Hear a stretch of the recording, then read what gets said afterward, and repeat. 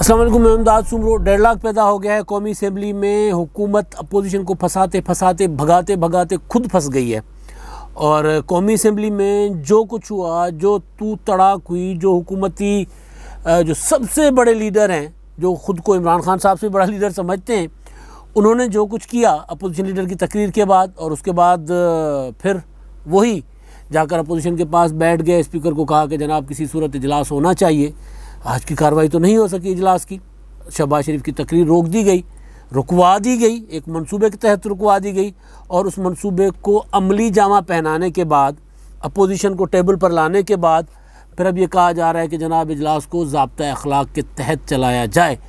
अब ये ज़ाब्ता अखलाक के तहत इजलास चलाने की बात जो हुई है, और उसके साथ उसके पीछे वो जो स्पीकर फिर एक इमरान खान साहब को हुक्म बजा लाते हैं, और हुक्म बजा लाने के बाद फिर अपोजिशन के पास बैठ जाते हैं कि जनाब आओ बात करो, मुज़ाकरात करो, इजलास चलाते हैं। उसके पीछे स्पीकर साहब के जहन में एक डर है, और वो ये डर है कि एक बला जो डिप्टी स्पीकर कासिम सूरी साहब के सर पे मंडला रही है, वो बला उसके बाद मेरे घर ना आ जाए, तहरीक अदम एतमाद की बला। और बिलावल भुट्टो जरदारी साहब ने तो आज कह दिया है कि अगर अपोजिशन मुत्तहिदा अपोजिशन मुश्तरका अपोजिशन तहरीक अदम एतमाद लाने का फ़ैसला करेगी तो हमारे सारे के सारे वोट गैर मशरूत हाजिर होंगे स्पीकर की तहरीक अदम एतमाद पर भी। यानी डिप्टी स्पीकर का तो आ ही गई ना अब स्पीकर, और ज़ाहिर ज़्यादा रवैया, ज़्यादा मसला अपोजिशन को है ही स्पीकर के साथ। और मैंने पहले गुजारिश की थी कि यह मामला यहाँ रुकना नहीं है। अगर अपोजिशन ने डिप्टी स्पीकर के ख़िलाफ़ तहरीक अदम एतमाद कामयाब कर ली तो फिर स्पीकर के पीछे भी चल पड़ेंगे। आज क्या हुआ, वो जो असम्बली में हुआ वो तो पता ही है। जिस तरह शहबाज शरीफ साहब ने तकरीर शुरू की, तो जिस तरह उठकर वहाँ पर PTI के वफाकी वज़रा अली अमीन गंडापुर साहब चले। अली अमीन गंडापुर साहब तो PTI के संजीदा कैरेक्टर्स में, संजीदा रहनुमाओं में उनका शुमार नहीं होता। शाह महमूद कुरैशी साहब बहुत संजीदा लेते हैं, लोग उनको बहुत ज़्यादा संजीदा लेते हैं। वो ख़ुद खड़े होकर होटिंग कर रहे थे अपोजिशन लीडर पर। हालांकि नॉर्म्स होते हैं, कुछ रिवायात होती हैं कि अपोजिशन लीडर जब बोलेगा तो फिर नारेबाजी नहीं होती, जब कायदे ऐवान बोलेंगे तब भी नारेबाजी नहीं होती। लेकिन ये सारा कुछ कायदे ऐवान की, यानी वज़ीर आज़म साहब की तकरीर के दौरान ऐवान का माहौल ठीक रखने के लिए हुकूमत को झुकना पड़ता है। और हर दौर में ऐसे ही हुआ है कि भाई हम आपको तंग नहीं करेंगे, आप हमें तंग ना कीजिए। लेकिन जो कुछ हुआ मैंने आपको पहले बताया था कि एक मनसूबाबंदी के तहत हुआ था। वज़ीर आज़म इमरान खान साहब ने स्पीकर को ऑर्डर किया था, जिसको बजावरी हुई है जिसकी, और अपने अरकान को भी, कि भाई मुझे तकरीर नहीं करने देते तो शहबाज शरीफ साहब तकरीर क्यों करें।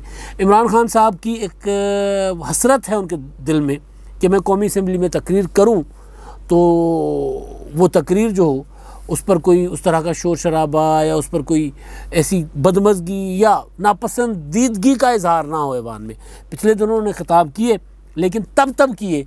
आपको याद होगा कि जब अपोजिशन नहीं होती ऐवान में, अपोजिशन चली जाती है और इमरान खान साहब को रिपोर्ट होती है वहाँ उनके चैम्बर में, वज़ीर आज़म के चैम्बर में, कि जनाब अपोजिशन चली गई है, और वो फिर दौड़े दौड़े आते हैं। जो उनकी स्पीड है भाई, फास्ट बॉलर रहे हैं, वो दौड़े दौड़े आते हैं और आकर तकरीर करके चले जाते हैं।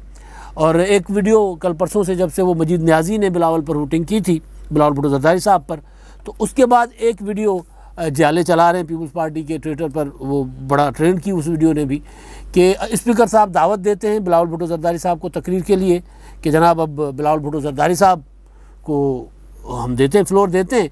तो वज़ीर आज़म इमरान खान साहब अपनी सीट से उठते हैं और स्पीड के साथ, यानी नीम दौड़ा दौड़ा जो होता है ना, एक तो दौड़ा दौड़ा भागा भागा होता है, नीम दौड़ा दौड़ा भागा भागा निकलते हैं। तो उस पर जालों ने लिखा कि ये भाग रहे हैं, बिलावल भुट्टो की तकरीर ऐलान हुआ है और ये भाग रहे हैं।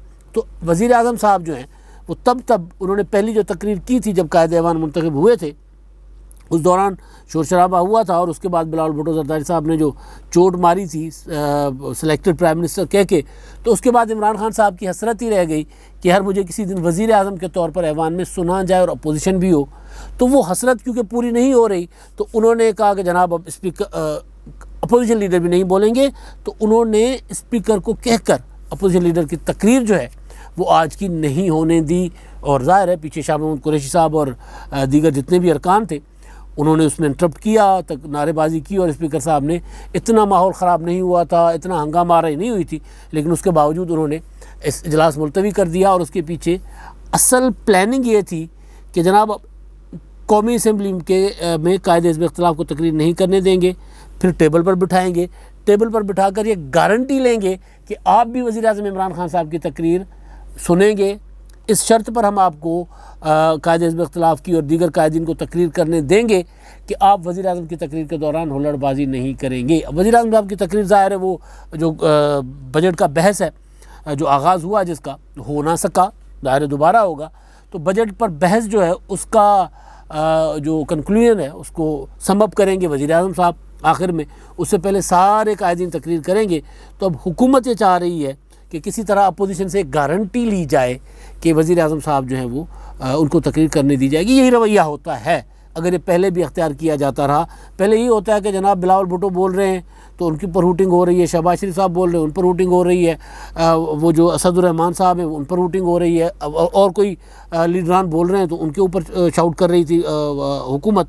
तो आज जो इस सारे सूरत हाल के बाद जो चीज़ जो डेडलॉक की कैफियत पैदा हुई है, उस दौरान मुज़ाकरात हुए हैं, यानी इस डेडलॉक में असम्बली के फ़ोरम पर। हालांकि असम्बली का फ़ोरम वो फ़ोरम होता है जहां पर ही सारे मामला आकर डिस्कस करके हल निकाला जाता है, लेकिन अजीब व गरीब हुकूमत है जो अपोजिशन को धकेलती है बाहर, एक मंसूबे के तहत धकेलती है, और उसके बाद फिर डेडलॉक होता है तो फिर कहती जनाब आ जाओ वापस आओ। तो उस दौरान बहरहाल जो मुज़ाकरात हुए स्पीकर के उसमें चैम्बर में अपोजिशन और हुकूमत में, वहाँ शाह महमूद कुरैशी साहब ने एक शर्त रखी जो मैंने बता दी कि वज़ीर-ए-आज़म जब बोलेंगे तकरीर करेंगे तो उस दौरान कोई हुल्लड़बाजी होगी तो फिर हम अपोजिशन लीडर को भी बोलने नहीं देंगे और लीडरान को भी बोलने नहीं देंगे।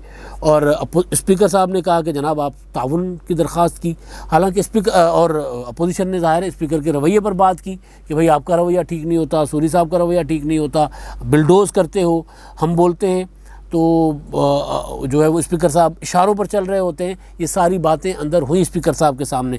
राना सनाउल्लाह साहब अगर सामने हो, और राना सनाउल्लाह साहब इस वक्त जो स्पीकर साहब के साथ मुज़ाकरात करने लोग गए थे उनमें पार्लिमानी इशूज़ वज़ीर कानून रहे हैं पंजाब के भाई, तो वो पार्लिमानी इशूज़ को समझना बात करना तो उन्होंने बहरहाल अंदर सुना है कि स्पीकर साहब को जो मुज़ाकरात के दौरान ठीक ठाक उन्होंने स्पीकर साहब को बताया है कि भाई आपका रवैया क्या होता है, आप किस तरह चलाते हैं हाउस को इस तरह नहीं चलाया जाता, हाउस को स्पीकर कस्टोडियन के तौर पर गैर जानिबदार के तौर पर चलाए, आप ऐसा नहीं करते।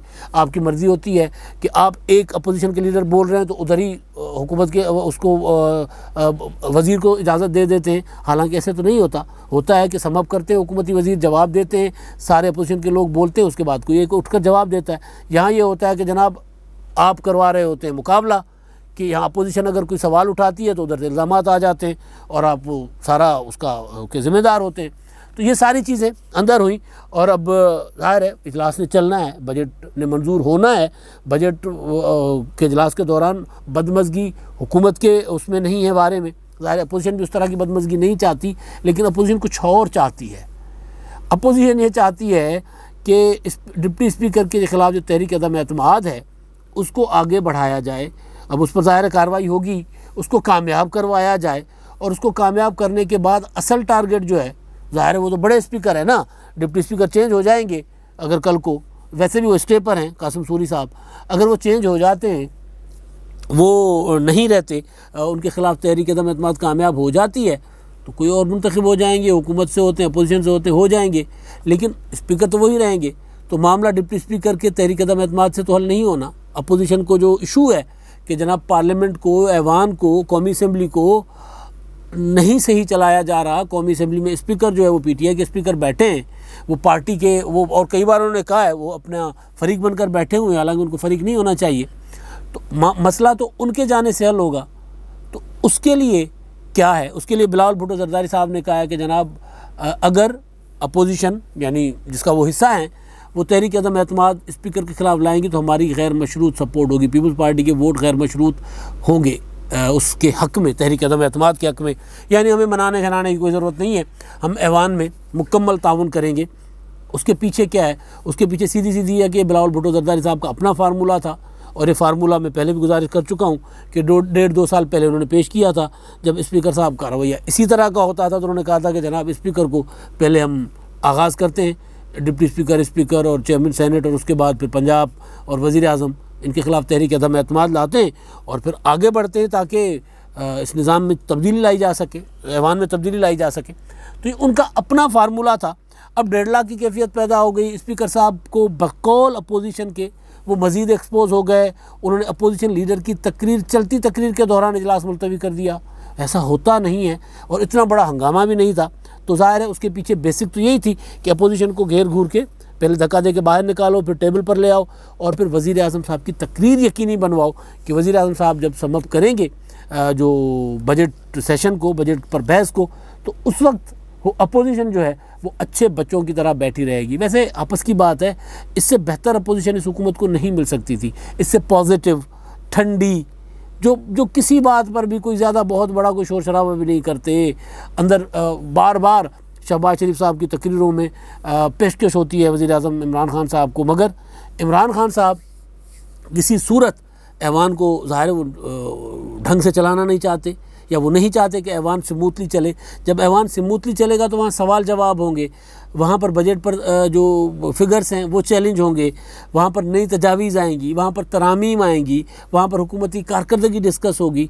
तो जब ये सारा कुछ होगा तो बेहतर यही है कि अगर कोई बंदा बात करता है अपोजिशन से तो उधर से मुराद सईद खड़े हो जाएँ, उधर से फवाद चौधरी साहब खड़े हो जाएँ और उधर से ऐसा हंगामा शुरू हो जाए कि सारा जो है ना उस शोर में दब जाएँ सारे इशूज़।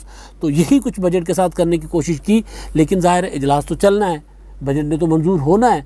तो उसके लिए पहला तो हुकूमत का ये इमरान खान साहब ने किया कि अपोजिशन को बाहर निकालो, बाहर निकाल कर फिर टेबल पर ले आओ, फिर बजट का सेशन कम से कम करवा दो और उसके बाद फिर अपोजिशन के साथ दोबारा अपोजिशन को धक्का दे के बाहर निकालो, ताकि जो कारकर्दगी है ना वो उस लड़ाई झगड़े में, जो मैं बार बार बताता हूँ, गुजारिश करता हूँ कि ताकि कारकर्दगी उस लड़ाई झगड़े और उससे उड़ने वाली धूल में छुप जाए। लोग कारकर्दगी पर सवाल ना उठाएं, लोग ये सवाल उठाएं कि मजीद न्याजी ने बिलावल भुट्टो के लिए ये क्यों कहा, लोग ये सवाल उठाएं कि फिरदौस आशिक अवान ने मर्द खुसरा मर्द का लफ्ज़ इस्तेमाल क्यों किया, ताकि लोगों की तवज्जो जो है वो हटी रहे इशूज़ से और लोग इशूज़ की तरफ आए ना, अपोजिशन सवाल उठाए ना। लेकिन इस कोशिश में फिर ज़ाहिर इस तरह के डेडलॉक पैदा होते हैं। जो पार्लियामेंट जो डेडलॉक ख़त्म करने की जगह है, वहाँ पर जब डेडलॉक पैदा करने की हुकूमत खुद पैदा करे तो फिर आप सोच सकते हैं कि इस हुकूमत का माइंडसेट क्या होगा, ये हुकूमत क्या चाहती है और किस तरह मुल्क को चलाना चाहती है। अब आखिर में जी हमारे मेहरबान हैं सैफुल मलूक साहब, उन्होंने एक वीडियो पर कमेंट किया है। वो कहते हैं कि पाकिस्तान की तारीख़ में जो जो स्पीकर हैं इतने, यानी डिप्टी स्पीकर और स्पीकर कौमी असम्बली, इतने निकम्मे, बदअखलाक और बदतमीज़ पहली बार आए हैं। खैर ये इनके अल्फाज हैं, मैं इससे मुत्तफ़िक नहीं हूँ, जानिबदार ज़रूर हैं। वो ऐवान के गैर जानिबदार स्पीकर के तौर पर नहीं चला रहे, वो अपोजिशन को टोकते हैं, रोकते हैं, ऐसा माहौल पैदा करने देते हैं कि अपोजिशन बात ना कर सके। वो स्पीकर साहब भी करते हैं, डिप्टी स्पीकर साहब भी करते हैं, ये बात नज़र आती है। पहले भी कई बार मैं गुजारिश कर चुका हूँ, लेकिन ये वाली अल्फाज का चुनाव जो है, बदअखलाक, बदतमीज़, ये नहीं होना चाहिए। स्पीकर के चेयर पर बैठे हुए वो सिर्फ बात करते हैं, वो लोगों को बात करने देते हैं या नहीं करने देते, इससे ज़्यादा तो ज़ाहिर है वो कुछ नहीं करते। हाँ, नीचे से जैसे मजीद न्याजी ने किया, जैसे मुराद सईद करते हैं, जैसे बाकी लोग करते हैं, ऐवान में बैठे बहुत कुछ हो रहा होता है, उसको आप बदतमीज़ी और बदअखलाकी के ज़मरे में उसको कह सकते हैं। शौकत अली साहब हैं, उन्होंने बड़ी पते की बात की है और उन्होंने कहा कि इनका मकसद सदारती निज़ाम हुकूमत है। यानी ये जितना शोर शराबा है ना, जितना हंगामा है, जिस तरह पार्लियामेंट को नाकाम करने की कोशिश की जा रही है, इसके पीछे सदारती निज़ाम मकसद है कि सदारती निज़ाम किसी तौर पर नाफिज किया जाए। और ये ख्वाहिश बहुत पुरानी है। आपको याद होगा कि इमरान खान साहब ने ख़ुद भी कई बार कहा हुआ है कि जनाब ये जमहूरी निज़ाम, ये वाला पार्लियामानी निज़ाम ठीक नहीं है, हर 5 साल के बाद इलेक्शन होता है और कोलिशन गवर्नमेंट होती है, ब्लैकमेल होना पड़ता है, ये करना पड़ता है, वो करना पड़ता है। तो बेहतर यानी वन पार्टी रूल जो होता है, वन पार्टी नहीं, वन मैन रूल जो होता है सदारती निज़ाम, हालांकि उसमें भी पार्लियामेंट होती है, उसमें भी सारा कुछ होता है, लेकिन एक पूरी मुहिम चलाई जाती रही है पाकिस्तान में, पिछले दिनों चलाई गई है कि भाई इस्लामी सदारती निज़ाम हो या सदारती निज़ाम हो, ये जमहूरी निज़ाम ठीक नहीं है और एक शख्स हो जो पूरे मुल्क से वोट लेकर आकर हुकूमत करे और उसको किसी के सामने ब्लैकमेल ना होना पड़े। हालांकि जमहूरियत में ब्लैकमेलिंग नहीं होती भाई, ये ब्लैकमेलिंग इसको नहीं कहते, लोगों की तजावीज़ होती है, लोगों के मुतालबात होते हैं। अब मुतालबात को ब्लैकमेलिंग कहें तो फिर मतलब जस्टिन ट्रूडो से ज़्यादा ब्लैकमेल कोई नहीं ना हुआ। जिन्होंने वहाँ पाकिस्तानी जो शहीद हुए उनकी मैयतों पर गए, उनके जनाजे पर गए, उनके लोगों के पूरा का पूरा कनाडा का सिस्टम जो है वो उनके साथ हुआ। वो जो एक उन्होंने बतौर मुसलमानों को, सिर्फ मुसलमान होने की वजह से लोगों को शहीद कर दिया, ख़ानदान को।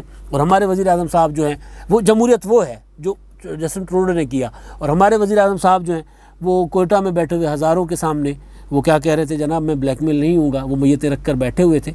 जमहूरियत में ब्लैकमेलिंग नहीं होती, जमहूरियत में मुतालबात होते हैं, लोगों की ज़रूरियात होती हैं। अब तक के लिए इतना ही। अल्लाह हाफ़िज़।